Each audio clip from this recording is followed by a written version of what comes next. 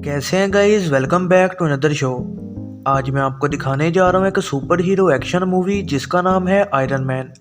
Genius और billionaire आदमी जिसका नाम टोनी स्टार्क है, वो स्टार्क इंडस्ट्री का मालिक है। ये इंडस्ट्री उसके फादर के बाद वो चला रहा है। वो कुछ सोल्जर्स के साथ अफगानिस्तान में गया होता है। वो अपने एक दोस्त लेफ्टिनेंट कर्नल जेम्स रॉड्स के साथ वहाँ होता है ताकि वहाँ वो अपना नया जेरिको मिसाइल दिखा सके जो कि उसने बनाया है। इन सोल्जर्स पर अचानक हमला हो जाता है और वो अपने ही बनाए गए एक हथियार के ज़रिए बुरी तरह से ज़ख्मी हो जाता है। उसे एक टेररिस्ट ग्रुप जिसका नाम 10 रिंग्स है पकड़ लेता है और एक गार में कैद कर लेता है और एक इलेक्ट्रोमैग्नेट उसके सीने में उसका एक साथी कैदी येंसन लगा देता है ताकि उस बॉम्ब से निकले लोहे के टुकड़े जिसे वो ज़ख्मी हो गया, वो टुकड़े उसके दिल तक ना पहुंच सकें वरना वो मारा जाएगा। स्टार्क और येंसन चुपके से एक पावरफुल जनरेटर बनाते हैं जिसका नाम वो आर्क रिएक्टर रखते हैं ताकि इसके ज़रिए वो उसके इलेक्ट्रोमैग्नेट और उसके अलावा एक पावरफुल आर्मर को भी पावर दे सकें जो कि उनकी यहाँ से भागने में मदद करेगा। वो इस सूट को पूरा होने तक छुपा कर रखते हैं। फिर 10 रिंग्स उस वर्कशॉप पर हमला करता है। जब उन्हें इस चीज़ का पता लग जाता है, येंसन उनका ध्यान बटाने के लिए अपनी कुर्बानी दे देता है और स्टार्क उस सूट की पावर का इस्तेमाल करके उस गार्ड से लड़ता हुआ बाहर निकल जाता है। वो जाने से पहले उनके हथियार तबाह कर देता है और फिर उड़कर वहाँ से चला जाता है। वो सहरा में जाकर गिरता है और उसका सूट भी तबाह हो जाता है। फिर रॉड्स उसे बचा लेता है और घर वापस जाकर वो मीडिया के सामने ऐलान करता है कि स्टार्क इंडस्ट्री अब हथियार नहीं बनाया करेगी। ओबाडाया स्टेन जो कि उसके फादर का पुराना पार्टनर और कंपनी का मैनेजर है, वो स्टार्क को नसीहत करता है कि ये फैसला उसकी इंडस्ट्री को बिल्कुल तबाह कर देगा। फिर स्टार्क अपने घर में मौजूद वर्कशॉप में उस सूट की एक बेहतरीन अपग्रेडेड वर्जन बनाता है और उसके साथ साथ अपने लिए एक नया पावरफुल आर्क रिएक्टर भी बना लेता है। उसकी पर्सनल असिस्टेंट पेपर पॉट उस पुराने रिएक्टर को एक गिलास में रख देती है। स्टेन इस रिएक्टर के बारे में इंफॉर्मेशन चाहता है लेकिन स्टार्क उसे ये नहीं बताता।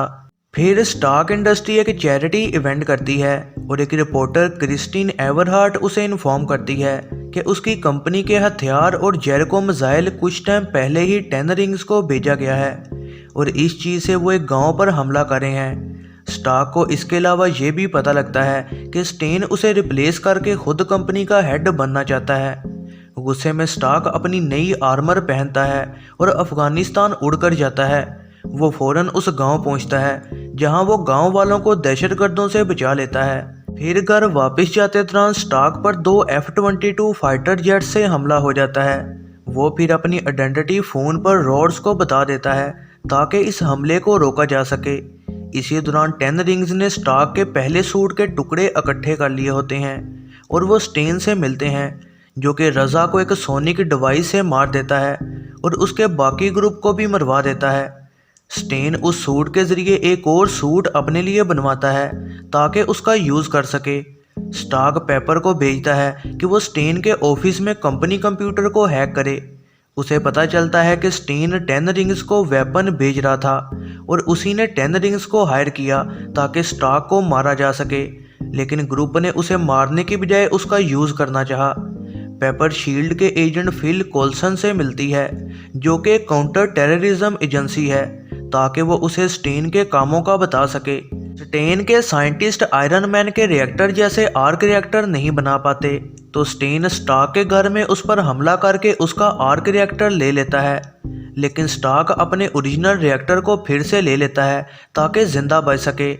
पेपर और बाकी शील्ड एजेंट्स स्टेन को अरेस्ट करने जाते हैं लेकिन वो अपना सूट पहनकर उन पर हमला कर देता है। टोनी स्टार्क फिर स्टेन से लड़ता है लेकिन टोनी का पुराना रिएक्टर कमज़ोर है जिसकी वजह से उसका सूट फुल कैपेसिटी पर नहीं चल सकता। वो उससे जीत नहीं पाता और बुरी तरह से मार खा रहा होता है। स्टार्क चालाकी से स्टेन को स्टार्क इंडस्ट्री के टॉप पर लेकर जाता है और पेपर को कहता है कि वो इंडस्ट्री में मौजूद रिएक्टर को ओवरलोड कर दे। फिर वो स्टेन को उसमें धक्का दे देता है और रिएक्टर की ताकतवर बिजली की वजह से स्टेन मारा जाता है। अगले दिन स्टार्क मीडिया से मिलता है जो कि उस सुपर हीरो को आयरन मैन कह रही होती है और वो उन्हें बता देता है कि वही असल में आयरन मैन है, जिसकी वजह से सारा मीडिया शॉक हो जाता है। फिर पोस्ट क्रेडिट सीन में शील्ड का डायरेक्टर निक फ्यूरी स्टार्क से आकर उसके घर में मिलता है और कहता है कि दुनिया में बस अकेला आयरन मैन ही सुपर हीरो नहीं है, और कहता है कि वो उसे अवेंजर्स टीम के बारे में बात करना चाहता है। यह जरनाब मूवीज़ रिव्यू वीडियो पसंद आई हो तो लाइक ज़रूर कीजिएगा, और ऐसी ही नई वीडियोस के लिए चैनल को सब्सक्राइब और बेल नोटिफिकेशन को ऑन करना ना भूलिएगा।